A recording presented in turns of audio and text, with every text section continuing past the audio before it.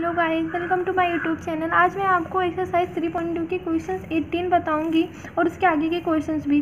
तो इन क्वेश्चंस को समझने के लिए आपको मेरे पहले वाली वीडियो में जाके इससे पहले वाले क्वेश्चंस को अच्छे से समझना होगा, जिससे कि ये क्वेश्चन अच्छे से समझ में आ जाए। तो प्लीज़ गाइस, मेरी वीडियो को ज़्यादा से ज़्यादा लाइक करो, शेयर करो, सब्सक्राइब करो और कमेंट भी करो। तो हमारा क्वेश्चन 18 है। मैट्रिक्स ए की वैल्यू दी हुई और आई कोटि 2 का एक दशमक अवयव है। हमने क्या बताया कि दशमक अवयव क्या होता है, जिसमें जो विकर्ण के जो अवयव होते हैं वो 1 होते हैं और जो शेष सभी टर्म होते हैं 0 होते हैं। तो यहाँ पे कोटि 2 का मतलब क्या हो गया कि इसमें पंक्तियों की संख्या भी 2 होनी चाहिए और स्तंभों की संख्या भी 2 होना चाहिए। तो हमें सिद्ध करना है कि आई प्लस ए बराबर आई माइनस ए और matrix cos alpha minus sine alpha cos alpha. ठीक है, तो हम यहाँ पे लेफ्ट हैंड साइड ले लेंगे आई प्लस ए और जो यहाँ पर ए की वैल्यू है, ठीक है, उसमें जो tan अल्फा बाई 2 है हम उसको टी मान लेंगे। हमने यहाँ पे टी इसलिए मान लिया क्योंकि जो हमारा कैलकुलेशन हो जाएगा वो थोड़ा इजी भी हो जाएगा। और हमारा जो हम देख पा रहे हैं कि जो हमारा राइट हैंड साइड है उसमें कॉस अल्फा और साइन अल्फा आ रहा है। ठीक है, तो हम जानते हैं कि जो साइन अल्फा और कॉस अल्फा का जो फॉर्मूला होता है वो भी tan अल्फा के टर्म में होता है। तो हम वहाँ पर भी टी रख देंगे तो क्या हो जाएगा, हमारा लेफ्ट हैंड साइड भी टी के टर्म में आ जाएगा और राइट हैंड साइड भी टी के टर्म में आ जाएगा। तो जब ये दोनों इक्वल हो जाएंगे तो हमारा क्या हो जाएगा, प्रूफ हो जाएगा। ठीक है, तो हमने यहाँ पे लेफ्ट हैंड साइड कितना ले लिया, आई प्लस ए ले लिया। और मैंने क्या बताया था कि आई की वैल्यू क्या होनी चाहिए, विकर्ण के जो अवयव होने चाहिए 1 होने चाहिए, शेष टर्म क्या होने चाहिए 0 होने चाहिए। और यहाँ पे 2 × 2 कोटि का क्या हो गया, अवयव हो गया। ठीक है, और ये हमारा क्या है tan अल्फा बाई 2 की वैल्यू हमने क्या मान लिया, टी मान लिया। तो यहाँ पे जो tan अल्फा बाई 2 थी वहाँ पे हमने टी रख दिया। ठीक है, तो आई प्लस ए की वैल्यू हो गई। अब हम इसको सॉल्व करेंगे तो कितना हो जाएगा, 1 + 0 कितना हो जाएगा, 1 हो जाएगा। 0 - टी कितना हो जाएगा, -टी हो जाएगा। 0 + टी कितना हो जाएगा, टी हो जाएगा। और 1 + 0 कितना हो जाएगा, 1 हो जाएगा।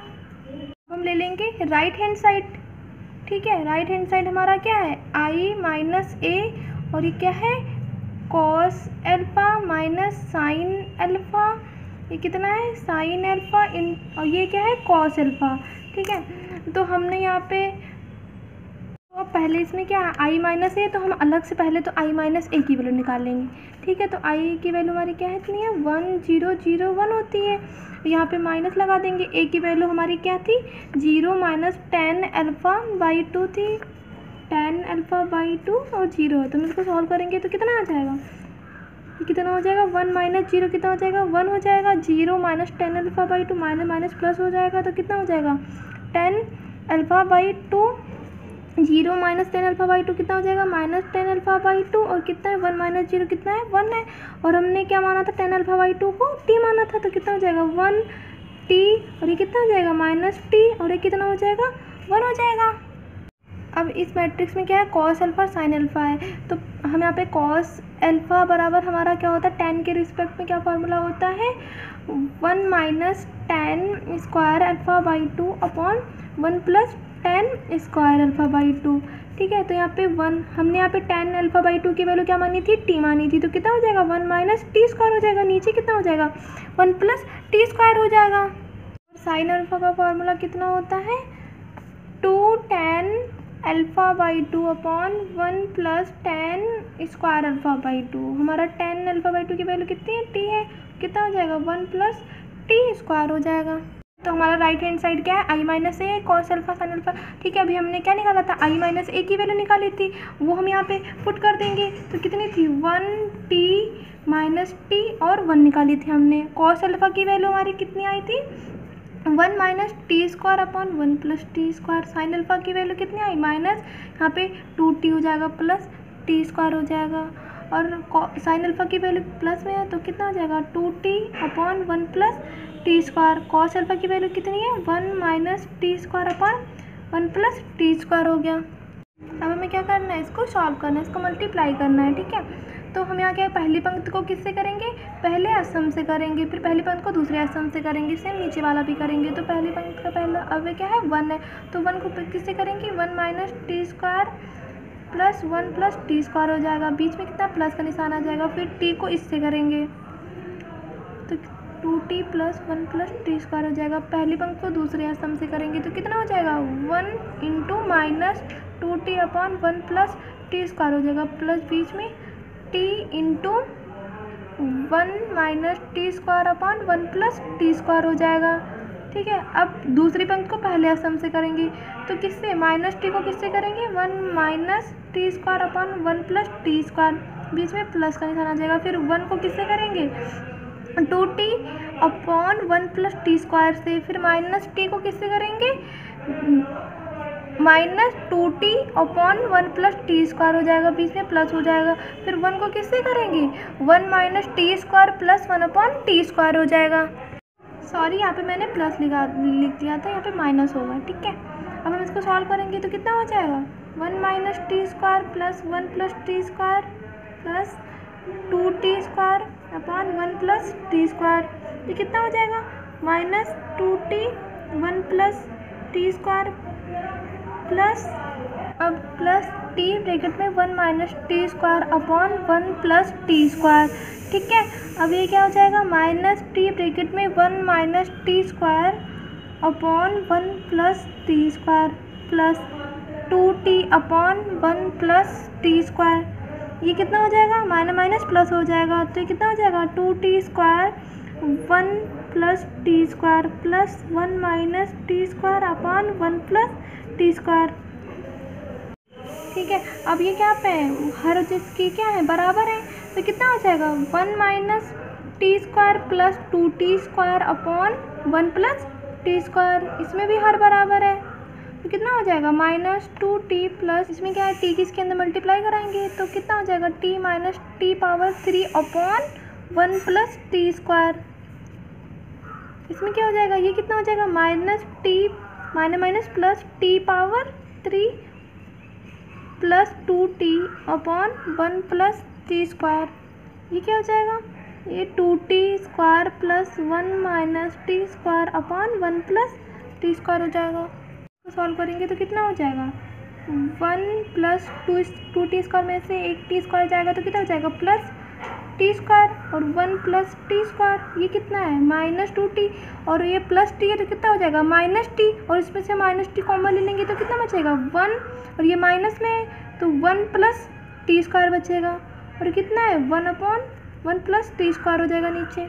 ठीक है, अब यहाँ पे क्या हो जाएगा, 2t प्लस 2t में से एक t जाएगा तो कितना हो जाएगा, प्लस टी हो जाएगा। यहाँ पे हम अगर t कॉमन ले लेंगे तो कितने बचेगा, 1 प्लस टी स्क्वायर, और नीचे क्या बचेगा, 1 प्लस टी स्क्वायर। यहाँ पे क्या हो जाएगा, 2t स्क्वायर में से एक टी स्क्वायर जाएगा तो कितना बचेगा, plus t square plus 1 upon 1 plus t square. ठीक है, अब क्या हो जाएगा, अब क्या हो जाएगा, 1 प्लस टी स्क्वायर ऊपर भी है, 1 प्लस टी स्क्वायर नीचे भी है, तो कैंसिल होकर कितना हो जाएगा, ये 1 हो जाएगा। और ये कितना है, ये 1 प्लस टी स्क्वायर ऊपर भी है नीचे भी है, तो कैंसिल होके 1 हो जाएगा। और यहाँ पे कितना बचेगा, माइनस टी बचेगा। ठीक है, ये भी सेम ऊपर नीचे कैंसिल हो जाएगा तो कितना बचेगा, प्लस टी बचेगा। ये भी कैंसिल होके कितना बचेगा, 1 हो जाएगा। मैंने पहले लेफ्ट हैंड साइड की वैल्यू निकाली तो कितनी आई थी, 1 माइनस टी 1 आई थी, और राइट हैंड साइड की वैल्यू कितनी आई, 1 माइनस टी 1 आई, तो दोनों क्या है, सेम है। तो हमारा क्या हो गया, प्रूफ हो गया, लेफ्ट हैंड साइड बराबर राइट हैंड साइड, LHS बराबर RHS प्रूफ हो गया हमारा। हमारा क्वेश्चन 19 है कि किसी व्यापार संघ के पास 30,000 रुपये का क्या है, कोष है, तो जिसे दो भिन्न प्रकार के बांडों में क्या करना है, निवेशित करना है। तो प्रथम बांड पर कितने % ब्याज प्राप्त होता है, 5% वार्षिक ब्याज प्राप्त होता है, और दूसरे पे 7% वार्षिक ब्याज प्राप्त होता है। ठीक है, तो आव्यूह गुणन के प्रयोग द्वारा हमें ये निर्धारित करना है कि 30,000 रुपये के कोष को दो प्रकार के बांडों में निवेशित करने की किस प्रकार से बांटे कि व्यापार संघ को प्राप्त कुल वार्षिक ब्याज कितना हो, टोटल 1800 रुपये मिले, और सेकेंड हमें निकालना है कि 2000 रुपये मिले। अब हम कैसे निकालेंगे, हम यहाँ पे मानेंगे कि 30,000 रुपये के कोष को दो भागों में बांटा गया है। क्या है, तो प्रथम भाग, हमने प्रथम भाग को क्या मान लिया, x मान लिया, तो द्वितीय भाग हमारा क्या हो जाएगा, टोटल हमारा कितना है 30,000 है, और प्रथम भाग अगर एस एक्स है तो द्वितीय भाग क्या हो जाएगा 30,000 माइनस एक्स हो जाएगा। ठीक है, तो हम इसको आव्यूह के रूप में लिखना है। अगर हमारा आव्यूह ए हो तो हम इसको कैसे लिख सकते हैं, प्रथम भाग को एक्स और 30,000 माइनस एक्स लिख सकते हैं इसको। वार्षिक ब्याज कितना प्राप्त होता है, प्रथम बांड पे हमें 5% प्राप्त हो रहा है और सेकंड पे हमें कितना हो रहा है 7% प्राप्त हो रहा है। तो हम क्या लिखेंगे, हमारी ब्याज दरें क्रमशः कितनी होगी 5%। 5% का मतलब 5/100, तो कितना हो जाएगा 0.05। और दूसरी क्या है तथा 7% है, तो 7% का मतलब 7/100 मतलब 0.07। अब जो ब्याज दर आई है, ठीक है, अगर हम उसको 20 से प्रेजेंट करें तो हमारे क्या हो जाएंगे 0.05 0.07 हो जाएंगे।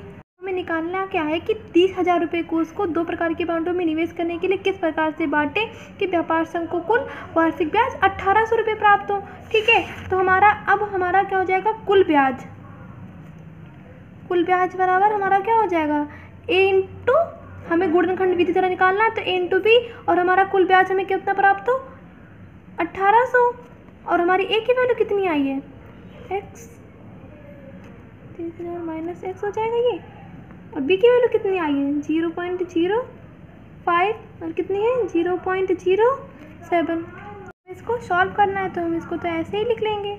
ठीक है, अब हम इसको इसके अंदर क्या करना है मल्टीप्लाई कराना है, तो x को किससे कराएंगे x इंटू 0.05 हो जाएगा, फिर प्लस इसको इससे करेंगे 13,000 माइनस x हो जाएगा।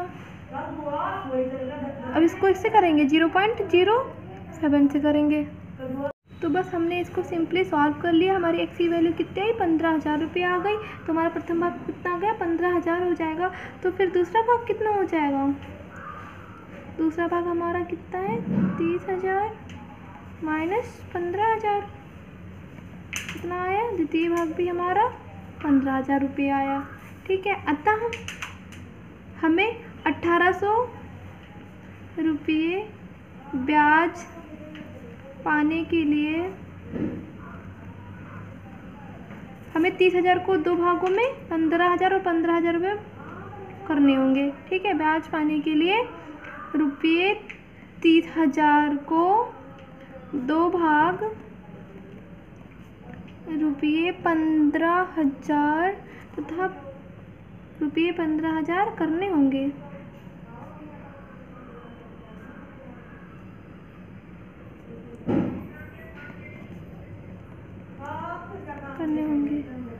जैसे मैंने फर्स्ट पार्ट किया था सेम, हमें 2,000 रुपये वार्षिक ब्याज प्राप्त हो, तो हमने उसके लिए बस वहाँ पे जैसे पहले वाले पार्ट में 1800 था, वहाँ पे हमने 2,000 रख के एक्स की वैल्यू निकाल लिया, तो हमारा प्रथम भाग कितना आ गया 5,000 आ गया। ठीक है, अब हमारा तो सेकंड पार्ट कितना हो जाएगा 30,000 माइनस एक्स, तो 30,000 माइनस 5,000 कितना आ गया 25,000। तो 2,000 रुपये ब्याज पाने के लिए 30,000 को कितने भागों में 2 भाग 5,000 तथा 25,000 करने होंगे। तो ये हमारा कितना हो जाएगा आंसर हो जाएगा।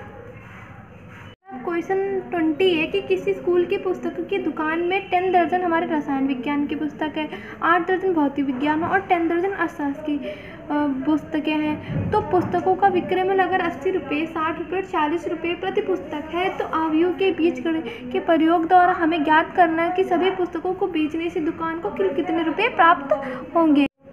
तो रसायन विज्ञान की पुस्तकों की संख्या कितनी है 10 दर्जन है। ठीक है, तो 10 दर्जन बराबर कितने, एक दर्जन में कितने होते हैं 12 होते हैं, तो 10 इंटू 12 पुस्तकें हो जाएंगी। ठीक है, तो कितना हो जाएगा 120 पुस्तकें हो जाएंगी। और भौतिक विज्ञान की कितनी है, हमारी भौतिक विज्ञान की 8 दर्जन है, तो हम डायरेक्ट लिख दें 8 इंटू 12 पुस्तकें, तो कितनी हो जाएंगी टोटल हमारी हो जाएंगी 96 पुस्तकें। ठीक है, और हमारी ये कितनी है, ये हमारी 10 है, ये भी 10 है, हमारी 10 इंटू 12 इक्वल टू कितनी हो जाएगी 120 पुस्तकें हो जाएंगी। अब हम इसको अगर ए से प्रेजेंट करें आव्यूह रूप में क्या हो जाएगा इसका 120 96 और 120 हो सकता है, ठीक है। और हमारा क्या है, रसायन विज्ञान, भौतिक विज्ञान तथा अर्थशास्त्र की प्रत्येक पुस्तक का विक्रय मूल्य कितना है, प्रत्येक पुस्तक का विक्रय मूल्य क्रमशः ₹80 है, ₹60 तथा ₹40 है, ठीक है। अगर हम इसको 20 से प्रेजेंट करें तो हम इसको अगर स्तंभ अवयव में लिखेंगे तो कितना हो जाएगा, 80, 60, 40, ठीक है। तो हमें टोटल प्राप्त राशि कितनी होगी, प्राप्त राशि बराबर कितना होगा, ए बी होगा।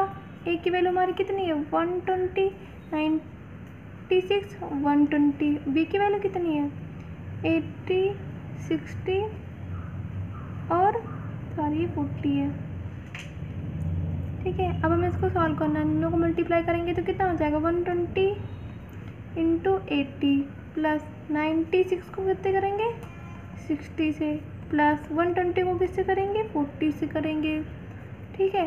तो जब हम इसको सॉल्व करेंगे तो कितना आएगा, 9600 प्लस 5760 प्लस इतना हो जाएगा, ठीक है।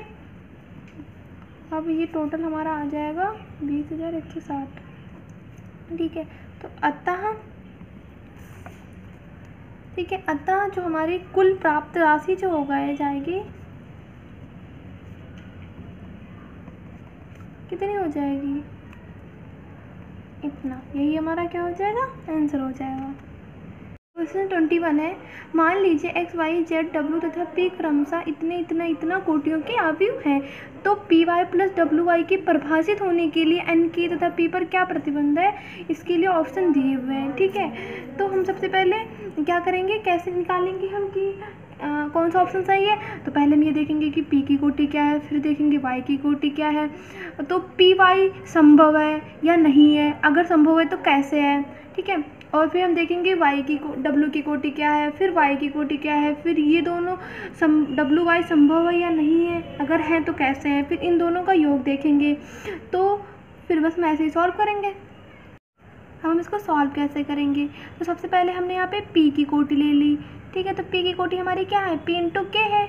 अब हमने y की कोटि लिख दी, y की कोटि कितनी है, 3 × k है।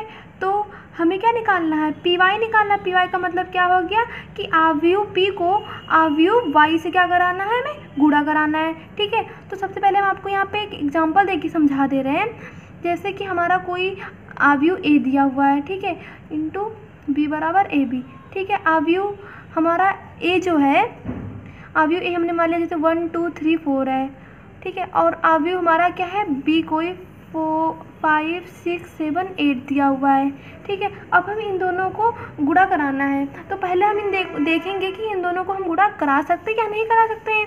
अगर करा सकते हैं तो कैसे, तो हम ये देखेंगे कि a में स्तंभों की संख्या कितनी है, a में स्तंभों की संख्या कितनी है, 1 2 है, और b में पंक्तियों की संख्या कितनी है, 1 2 है। अगर ये क्या है, बराबर हैं, तो तभी हम इनको गुणा करा सकते हैं। तो यहाँ पे भी स्तंभों की संख्या कितनी है, 1 2 है, और पंक्तियों की संख्या 1 2 है।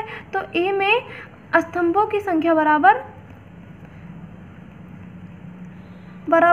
2 है, और ये बराबर कितने हैं, पंक्तियों की संख्या के। b में पंक्तियों की संख्या के क्या है, बराबर है, ठीक है। तो इसलिए इसका क्या है, इसलिए गुणन संभव है, ठीक है। अगर मान लेते हम a में स्तंभों की संख्या 3 होती और b में पंक्तियों की संख्या 2 होती, तो क्या होता, ये दोनों एक दूसरे के इक्वल होते नहीं, तो हम इसलिए उनको गुणा करा नहीं सकते थे। तो अब यहाँ हम देखेंगे कि py संभव है या नहीं है। तो py अगर संभव है तो कब, यदि कोटि बराबर क्या होता है, पंक्तियों की संख्या इंटू स्तंभों की संख्या। तो यहाँ पे स्तंभों की संख्या क्या है, k है, और y में पंक्तियों की संख्या कितनी है, 3 है। तो हम ये संभव यदि होगा अगर हम k बराबर 3 रख दें तो यहाँ पे असमों की संख्या कितनी हो जाएगी, 3 हो जाएगी, और यहाँ पे पंक्तियों की संख्या 3 है तो क्या हो जाएगा, इन दोनों का गुणा संभव हो जाएगा। तो पी वाई संभव होगा यदि हमारा k बराबर कितना हो जाए, 3 हो जाए। ठीक है, पी वाई की कोटि क्या होगी, तो पी वाई की कोटि बराबर क्या हो जाएगा, पी में पंक्तियों की संख्या कितनी है, p है, और वाई में क्या देखेंगे, स्तंभों की संख्या, वाई में स्तंभों की संख्या क्या है, k है, तो p इंटू के, और हमारा k बराबर कितना है, 3 है, तो p इंटू 3 हमारी क्या हो गई, पी वाई की कोटि हो गई। हम सेम क्या देखेंगे, डब्लू वाई के लिए देखेंगे, तो डब्लू की कोटि हमारी कितनी ऊपर दी हुई है, n इंटू 3 है, वाई की कोटि हमारी कितनी, 3 इंटू के है। ठीक है, तो अब डब्लू वाई संभव या नहीं है, तो यहाँ पे 3 है, ये भी 3 है, तो अवस्तंभों की संख्या और पंक्तियों की संख्या क्या है, बराबर है। तो अब हम देखेंगे क्या, डब्लू वाई की कोटि क्या हो जाएगी, डब्लू वाई की कोटि बराबर डब्लू में पंक्तियों की संख्या कितनी है, n है, और वाई में स्तंभों की संख्या कितनी है, k है। ठीक है, तो n इंटू के हो गया, और k की वैल्यू हमारी क्या है, ऊपर 3 दी हुई है, तो क्या हो जाएगा, n इंटू 3 हो जाएगा। अब हमें क्या देखना है, P Y plus W Y देखना है, तो पी वाई व डब्लू वाई का योग जब ही संभव होगा यदि दोनों क्या है, एक ही कोटि के हों। तो हमें इन दोनों का योग देखना है, तो पी वाई और डब्लू वाई का योग तभी संभव है जब दोनों क्या हों, एक ही कोटि के हों, जब दोनों एक ही कोटि के हों,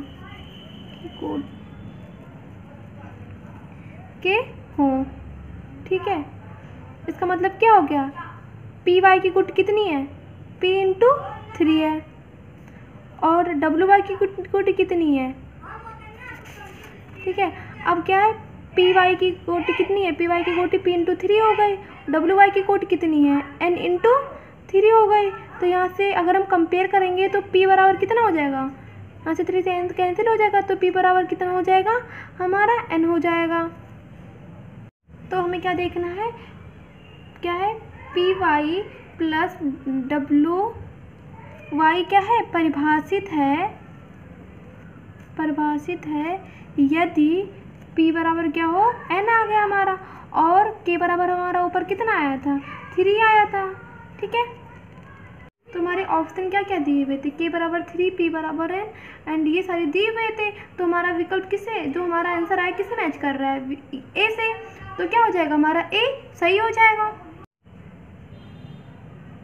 अब हमारा क्वेश्चन 22 है, इसे x, y, z, w और p के लिए हमारी कोटियाँ दी हुई हैं। तो यदि n बराबर p हो तो आव्यूह 7x - 5z की कोटि क्या होगी, इसके लिए ऑप्शन दिए हुए हैं। तो सबसे पहले हम ये देखेंगे कि x की कोटि क्या है, और उसके बाद देखेंगे z की कोटि क्या है। तो यहाँ पे हमने ऊपर दिया हुआ था, तो हमने x की कोटि लिख लिया, और z की कोटि भी हमने ऊपर से लिख लिया। तो 7x - 5z हमारा तभी परिभाषित होगा अगर हमारा x की कोटि और जो z की कोटि वो दोनों क्या हो, बराबर हो। तो यहाँ पे x की कोटि 2 इंटू n है, z की कोटि कितनी है, 2 इंटू p है। तो हमें कंडीशन क्या दी हुई है, n बराबर p। अगर हम यहाँ पे p बराबर n रख देंगे तो कितना हो जाएगा, z की कोटि 2 इंटू n हो जाएगी, जो कि x की कोटि क्या हो जाएगा, बराबर हो जाएगा। इसीलिए 7x - 5z की कोटि क्या होगी, 2 इंटू n होगी। तो अतः हमारा क्या है, विकल्प बी सही है।